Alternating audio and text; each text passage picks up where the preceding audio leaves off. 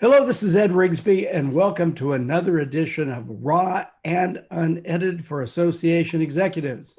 This is the place where we give you innovation, we give you tips, tactics, solutions, and all kinds of good stuff to help you be a better association executive. Well, let's face it, a lot of people right now are dealing with converting their meetings from live to virtual. You've seen a number of interviews in this series. And we're going to move today. I'm going to talk to David Tharp, who is the executive director out of Iowa of the International Association of Food Protection, about how he shifted his meeting, the challenges he dealt with, and hopefully you'll pick up a couple ideas to help you. David, welcome to the show. Thank you, Ed. Hey, so let me get going on this. Moving into this, how much time did you have from the time you made the decision, okay, we have to go virtual, to the time that the meeting went on? Well, it really took quite a long time and quite a process to get to the final decision. We had a board meeting in February, and we were meeting in Cleveland where the annual meeting was going to be held. This was about the time that things were starting to break in China with the coronavirus. And as we kind of moved forward from there into March and April, there was more and more discussion by the board members, and we started holding a couple of virtual board meetings to discuss what was going on and what we were going to do with our planned July annual meeting. So we kind of looked at a May 1st decision date for an announcement. Of course, we're discussing with the hotels and the convention center to see if that was going to take place or not. And then as things started shooting up as far as the infection rates and things, we started to look at postponing. And then by the end of May, or the beginning of May, the end of April, we did make an announcement that the July meeting would be postponed until late October. Then, of course, that caused a recontracting with all the hotels and the convention center and everything. So at that time, then the board started meeting every 3 to 4 weeks or so to update each other as to what the status was with coronavirus in their certain region of the world. And since the infections were not declining by the end of June, I guess by postponing to October with a live meeting, we thought, well, maybe the rates will be coming down. We'd be able to actually hold a meeting. Wouldn't be a full meeting, but at least we'd get maybe 50, 60% of our normal attendance. Then as we, of course, approached into June and July, infection rates were still up, and, travel was pretty well halted. So by the end of July, we again kind of set a date where we thought we'd better inform our members and attendees whether we're going to hold a meeting or not. Also, by the end of July, the convention center came to us and said, well, it looks like, things are not going to get any better. If we can recontract for another year, we'll work with the hotels, help you get through all that process and make a decision now that we could announce and just postpone it. Let me ask you a couple questions about your conference. Okay, so who are your members? Okay, International Association for Food Protection. So who are your members? What's their jobs? What do they do? Yeah, our members come from all three sectors, but government, industry, academia. And a lot of them are food scientists. So everything that we present at our annual meeting, let's say not everything, but the majority of what's presented is science, research, how to protect the food supply, how to keep contamination out of the food, whether it's in serving the food or producing the food, transporting the food, anything along those ways. So our members are working, we refer to them as food safety professionals, but they could be PhDs, scientists, or they could be quality assurance people in restaurants or in a restaurant chain. So let me ask you, how many people come to your meeting generally when it's live versus what you experienced this year virtual? What was give me the numbers. Yeah. So last year in 2019, we met in Louisville and we had right at 3,800 attendees. We would have expected, we've been increasing attendance, so we would have expected about 4,000 or so had we held a live meeting in 2020. Yeah, I think that in our virtual meeting, which was just held last week, we ended up with 2,500 attendees. We did charge a registration fee, and I know that somewhat limits your participation, but we were pleased with that number, and we kept the majority of our content within the meeting too. So let me, I know I'm bouncing around with some of my questions. I just want to make sure I get some of these asked. That's okay. So in looking at a conference, I mean, from my worldview, and your worldview might be different, but I see effectively attendees when they go to an annual conference, there's three basic buckets in my view. Content in various ways, whether it be keynotes, breakouts, papers, that kind of stuff. There's generally an expo, which I assume you had a pretty good size if you're using the convention center. And then there's the networking. And let's face it, so many of us go to meetings for the networking. So would you take each of those, the content, the expo, the networking, and tell me what kind of challenge did you have in converting, and for each of the three, what worked, what didn't work, what were the lessons learned? Yeah, that's all very similar, I think, as far as what we experience also. The content, of course, is the initial draw, I believe, to a meeting. And in our case, we have over 1,000 presentations each year between symposia, technical sessions, and poster sessions. And so not that there's 1,000 different speakers, but there's probably still 800 or presenters, about 800.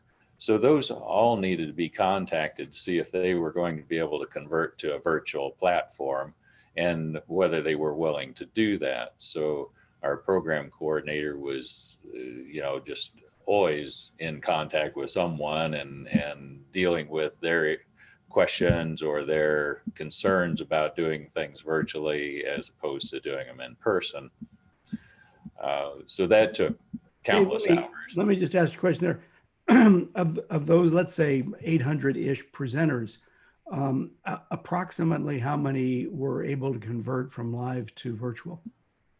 We ended up with over 800 presentations. So we were, again, very pleased with that. I think we probably were somewhere in an 80 to 85% of the normal content that we would have had in a live meeting. The exhibits, again, go ahead, Ed. No, I was just getting asked, sorry. Were any of these paid presenters, or were they all industry people?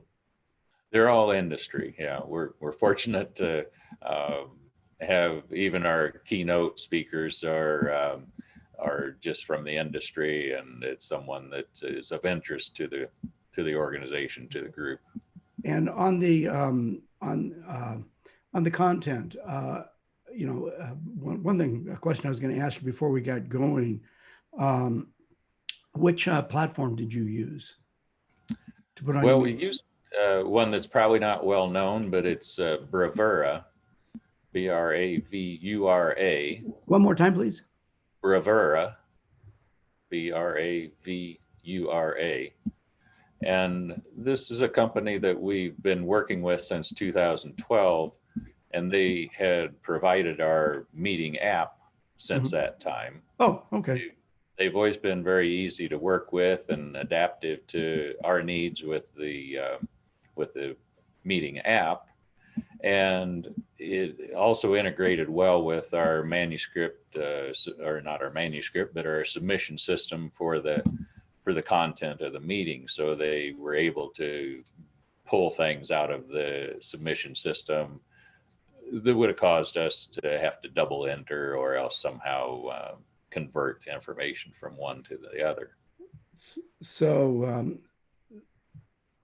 so you're pretty fortunate that you'd already had a relationship with these people. Yeah, actually, as we were trying to decide on which platform to use, we were finding a number of them that just said, well, your meeting's in 2 months, we can't do it. Which would, I thought, well, that really sounded odd to me. I thought that anybody you went to, that they'd want your business and you'd be able to get a meeting up and going virtually rather quickly, but that wasn't the case. Yeah, I think I've heard from a number of people that they did have troubles finding platforms and the prices were going up, but very fortunate that you had that relationship ahead of time. So let's talk about the expo. How did you deal with your vendors and the space, and give me the information on that one. Yeah, that's that was another one, and took a lot of time and hand holding to get through. And we have outsourced our exhibit sales, advertising sales for over 20 years with the same person. So that gentleman has a good relationship with all of our vendors, all of our exhibitors. And we typically would have about 180 companies, different companies or organizations on the exhibit floor.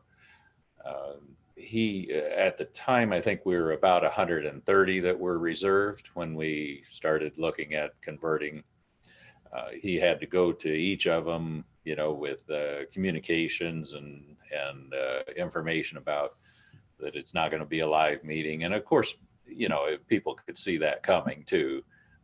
But then in doing so, his effort was to, of course, convert them to a virtual booth to begin with. If that wasn't possible, then to ask them if they would keep their money with the organization for 2021. And he had a very good success rate in converting and keeping the majority of our sponsors. How many exhibitors did you end up with for your virtual? We ended up at just about 65, 66, something along in there. So out of the original 130 that were reserved at that point in time, about a 50% conversion to keep them in. And how did you how did that virtual expo work, and how did you activate them, and what did you guys do? Yeah, typical to some of the other platforms that you've seen, but you go into the exhibit hall, you can kind of see rows of booths. You can hover your cursor over top of them, see who's there. It all brought up logos, company logos and things, so you could then click on those, go into the booth. They had information available. You could run a video, make an appointment, all those type of things. So, and tell me about the feedback from your vendors. Your vendor sponsors, exhibitors, whatever you call them. Yeah. Were the 60 that stayed, 65 that stayed? I mean, what were their responses? Were they happy? Did they get better exposure? Maybe not exposure? Tell me about about what you heard from them afterwards. Yeah, I think from what we heard, it definitely wasn't an in-person experience. It was hard to make connections through the exhibit hall. Everybody that checked in or went into a booth left a trail, of course. So they did get good activity, and then it just depended on whether they followed up or if they were looking at downloading who had been to their booth, and then trying to reach out and contact them directly. So there were a few, I'd say, that were very satisfied. There were maybe a majority that were so-so neutral, let's say, and of course you got a few that were dissatisfied. So let me ask a couple things about that, because I've been hearing different things from different people about, I hate to use the term, but the quality of exhibitors' ability to sell. and I've been hearing about, in different conferences, exhibitors just not really knowing what to do or how to do. Were you able to give your exhibitors any kind of pre-conference training as far as how to navigate the electronic maze? Were you able to talk to them about some of the things that they could or should do? What kind of conversations was your organization having with them, and just your take on how well they executed on what they should have been doing? Yeah, that's good question.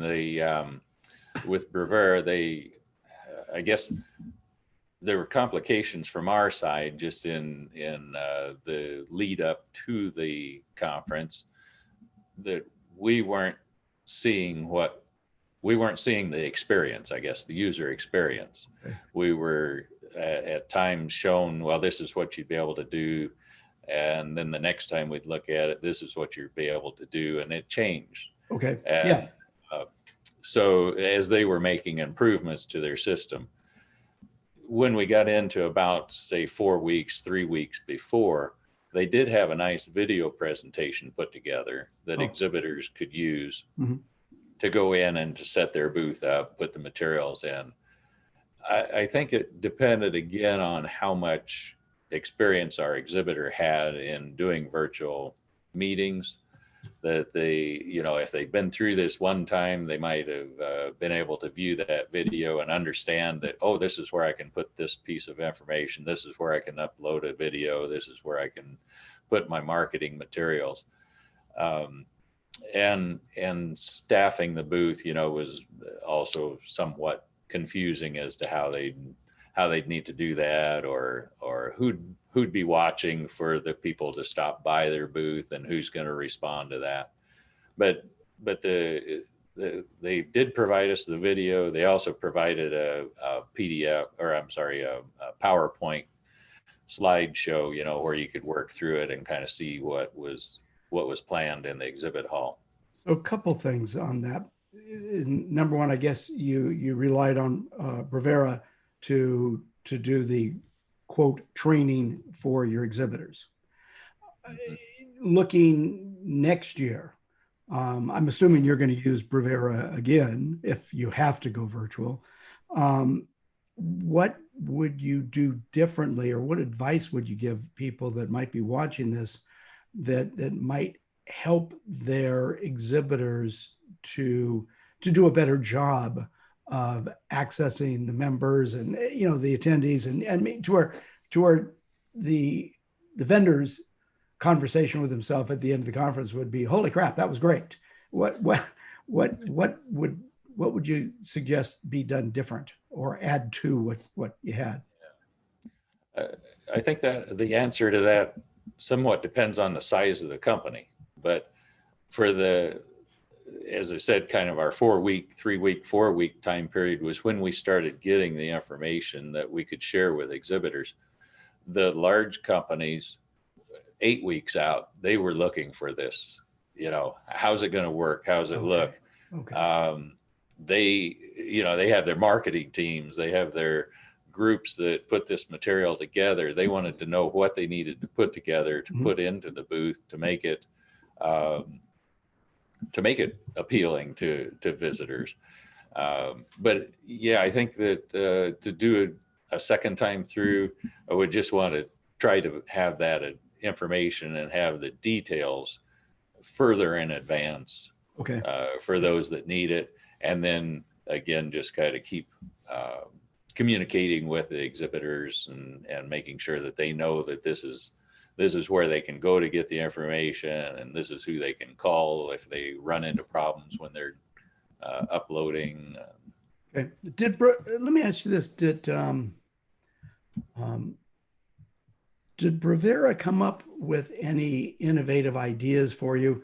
Like, come to you guys and say, hey, you could do this with a vendor, you could do that with a sponsor, we could add this, widget, we could do that gadget. Did they come up with anything innovative, or were they a little bit more just kind of straightforward? Here, let's get the meeting put on.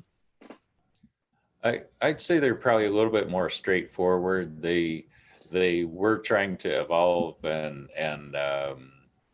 have some sort of a like you'd have an explore the floor or a card that you go around and get stamped. They came up with what we ended up terming a treasure hunt. It was not as slick or not as easy to understand from the exhibitor side. Even there was a place you went to check into the booth, and then the exhibitor would put the questions up there, and they could be simple questions like, what product are you interested in? A, B, C, or D. Click one of them, and that's all you had to do to get checked in be part of the competition, really. Sure. Well, that leads me a little bit into the question. The third main bucket that I see is the networking bucket, because doing a passport or a treasure hunt is a good way to kind of get people talking to each other. So what about the other side of the networking, delegate to delegate, or even vendors to delegates, and outside? Because I got to tell you, and I don't know if you're the same as me or not, but I just love a lot of these conferences where I end up, sitting in a bar and a vendor's there, picking up the tab. It's like, oh, how nice, I mean, what a nice surprise. But there's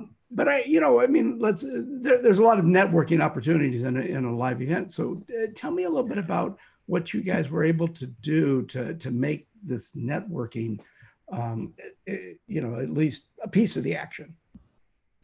Yeah, I think that was probably one of the areas where we didn't excel.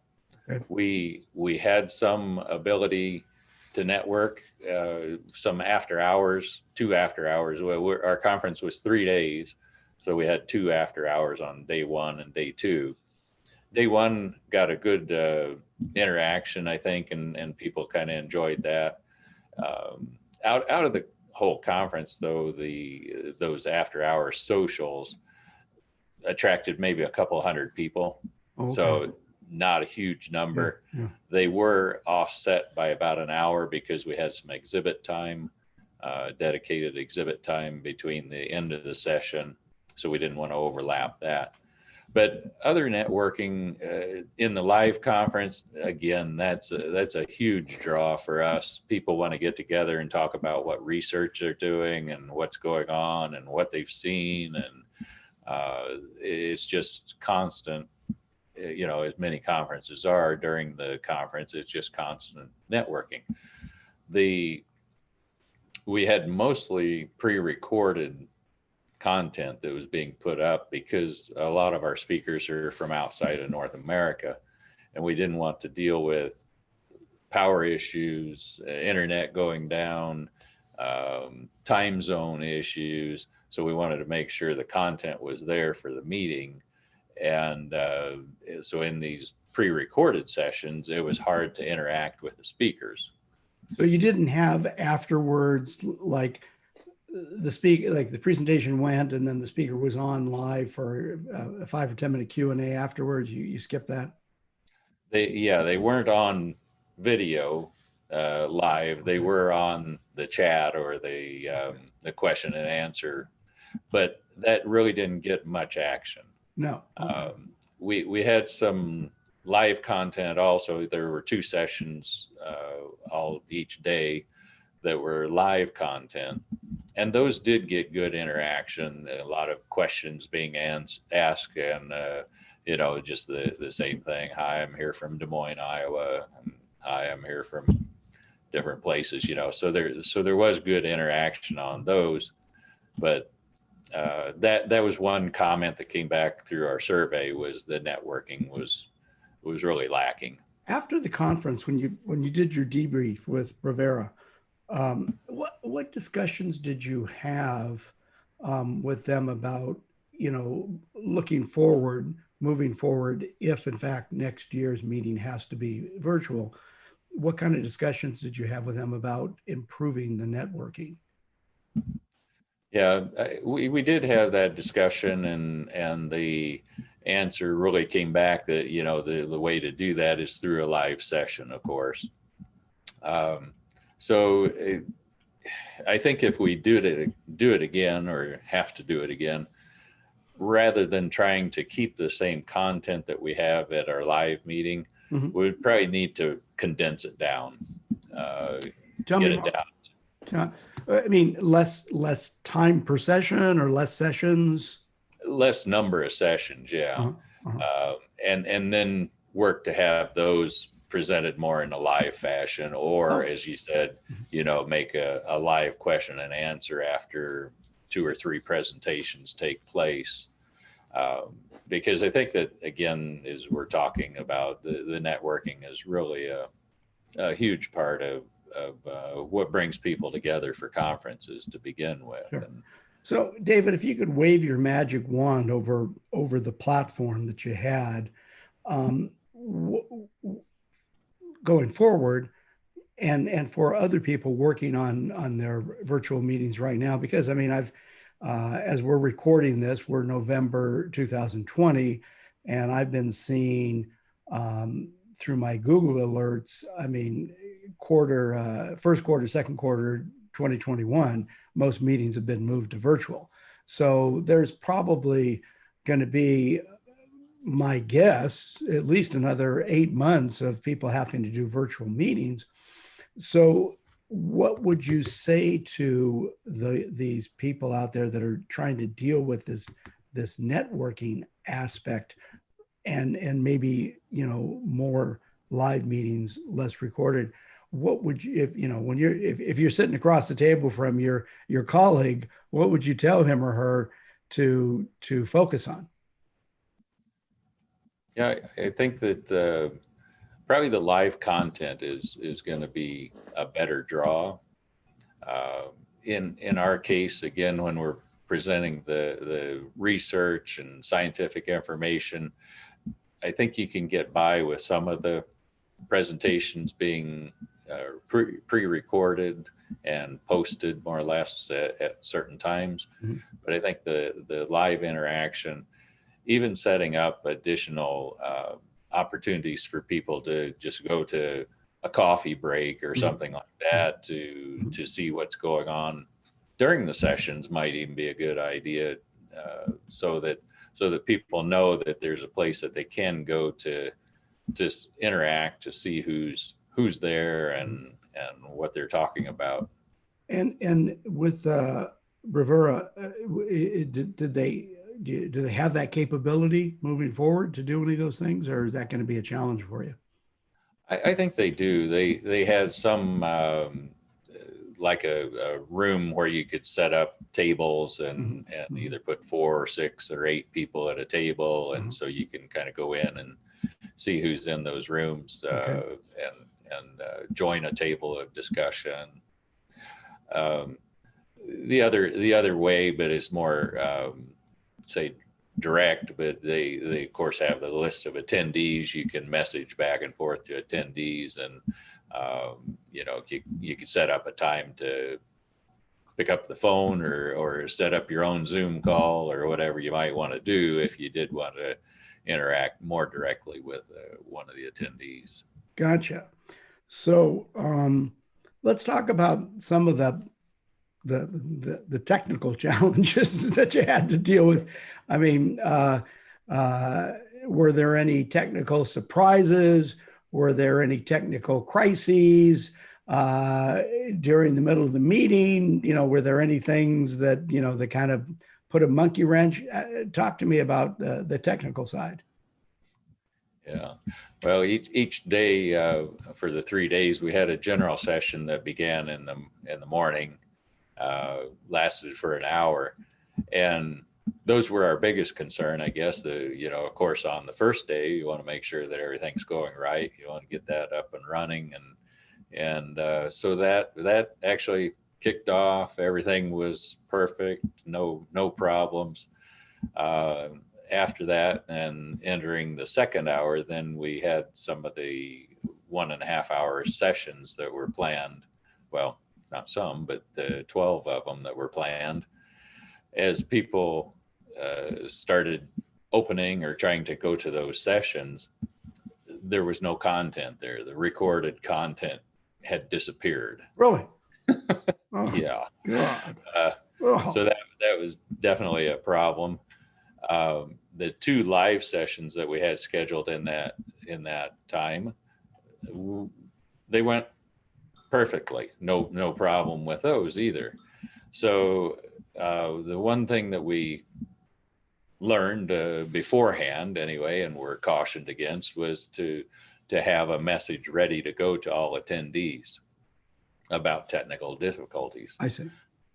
So within 25, 30 minutes of figuring out that the content wasn't going to magically reappear, we decided we better send this technical difficulty message out and let everybody know that we knew there were problems, and to tell them that the 2 live sessions were proceeding. They could join those. So by the time that we had the afternoon sessions or the after lunch sessions come due, those all got matched up, and they were fine.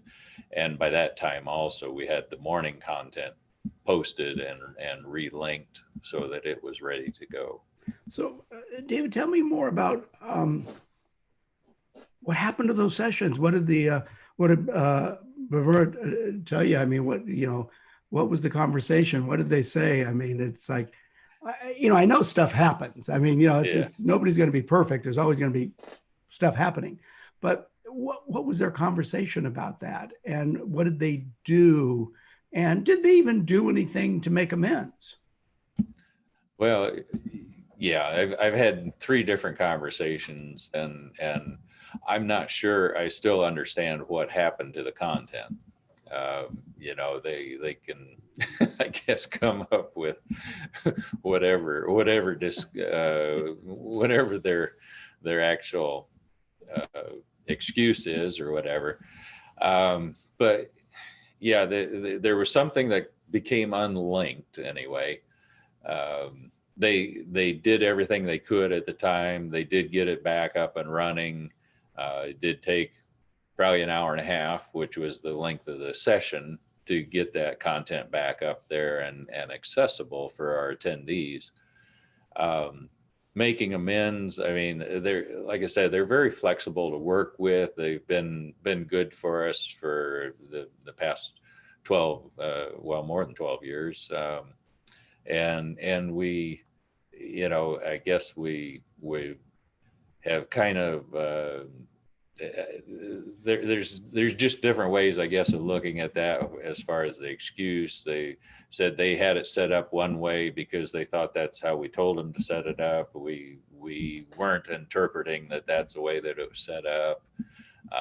So that's interesting. So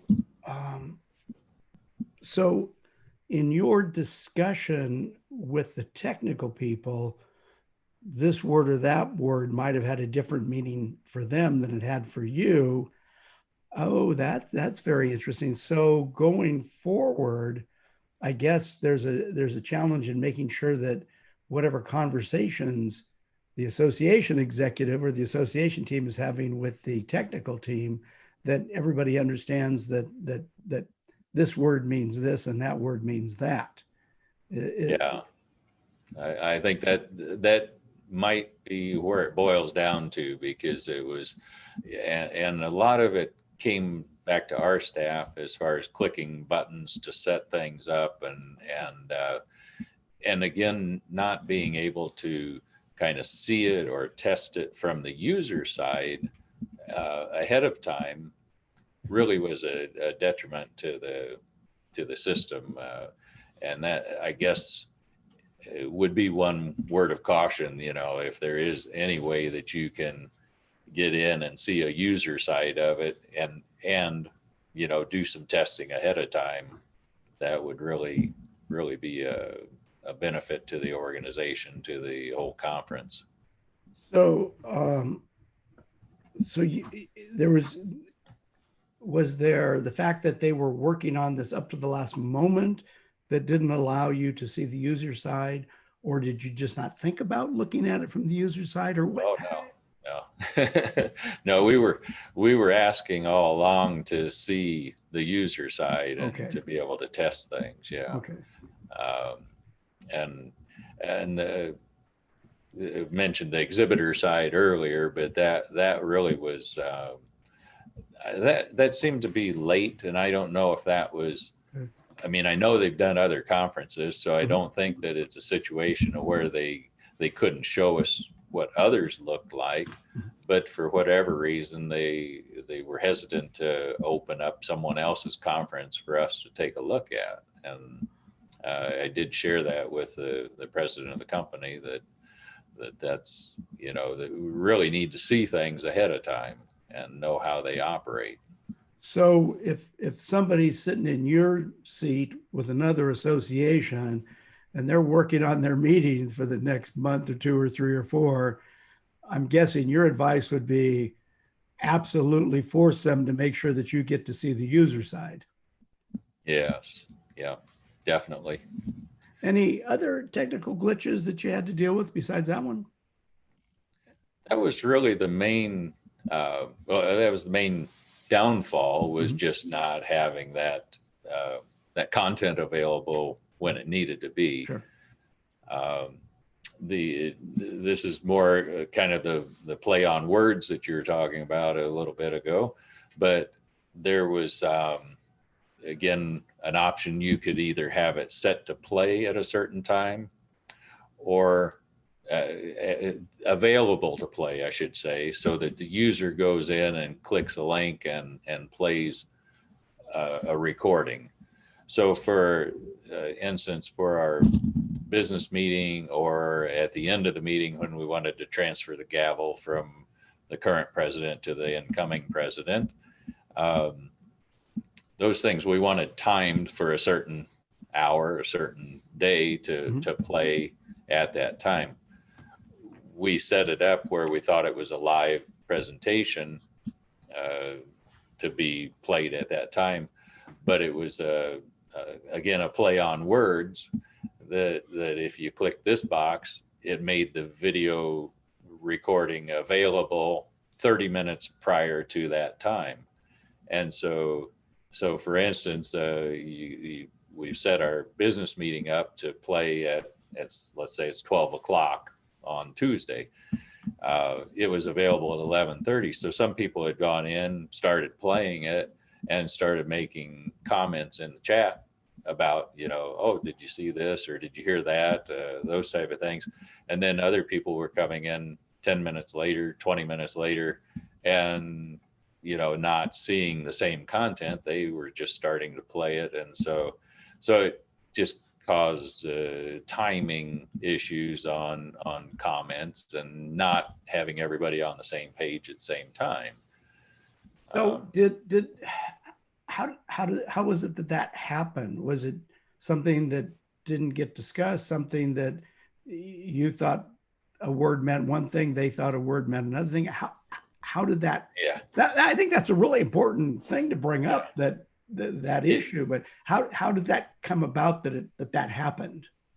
Yeah, it was in wording, and at least between myself and our staff, we thought that it was going to play at noon, and then like I say, it was available 20 minutes, 30 minutes before noon. And it was a matter of, there's 2 choices. You upload it here if you want to do choice 1, you upload it there if you want to do choice 2, or you click a button or whatever, a setup button. And so again, was just a miscommunication.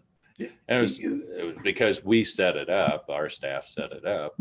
So that was going to take me to my next question. Do you think that your staff needed more education on how this thing works? Yes.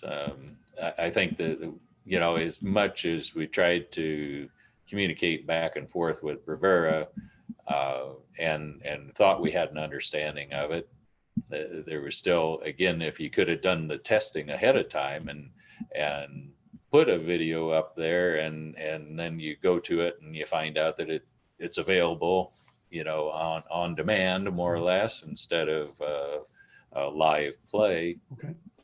Then we could have alleviated those problems. Wow. Well, these are really good. I'm sorry that you had to deal with this stuff, but Yeah. these are really, really, I mean, it sucks, but these are really good things that we're talking about that others should be aware of as they're moving into their meetings. So what are your thoughts for your 2021 meeting, as far as are you thinking about going virtual if you have to? Or are you thinking about choosing to do a hybrid? What are your thoughts? I realize that the coronavirus and you may have different ideas, and I realize that the governor of whatever state your meeting's going to be in, and you may have different ideas. So I understand those, but what are your discussions now as far as moving forward for next year? Yeah. Well, since we did just hold the meeting last week, and typically it would be July or early August when we hold our meeting. Normally, our members and attendees have that time up to about now to submit their proposals for next year's meeting. So this year it's a short window because they are due next week now already. But as we're looking at it in a board discussion yesterday, was, do we look at reduced content? Do we look at, say, tentatively accepting the best ones that look like they could be good virtual meeting content, or do we go just under the normal process and think that we'll be holding an in-person meeting in July of 2021? So those were all discussion points. I guess at this point, the program committee will meet in a couple of weeks to look at those proposals, and we'll have to then take a look at their thoughts on it. The board just was kind of discussing the options at this point in time and not making a final decision as to what we would do. Gotcha.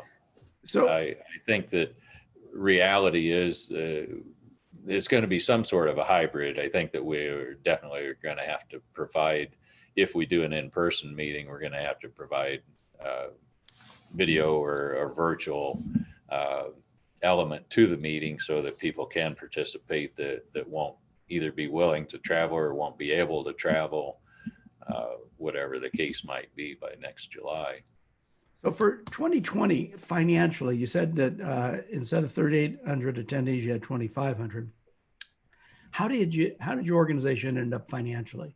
Yeah, it's a good question too, because our year ends August 31st on our fiscal year end. So that meant that the year, which ended in August 31st of this year, made it through without an annual meeting. Annual meeting usually contributes anywhere from $500,000 up to short of $1 million to our general fund each year. So this year, of course, we had to forego that revenue, that net revenue to the general fund. It looks like. Did you have to dip into reserves? Yes, definitely. Fortunately, we've been able to build reserves, and we had about a $3.5 million reserve fund. So it's affected us. I think that the year ending August 31st, it probably was around a $600,000 loss for us. And the board and members have been accepting of that. I think they look at it, that the rainy day fund is there. We don't want to repeat. We don't want to continue that type of result, but for the one-off situation, I think it's acceptable at this point in time. And as far as the net revenue, I always in nonprofits hate to use the word profit, but the net revenue, or we can say profit. How did your meeting, the one you just finished, how did it turn up financially for you, as opposed to the year before? Did you net as much? Did you net a lot less? What happened with the net? Yeah. I think we're going to see, and we don't have all the bills in, but I think we've got bills that were going to be put towards this virtual meeting that were actually paid for the in-person meeting that would have taken place in July.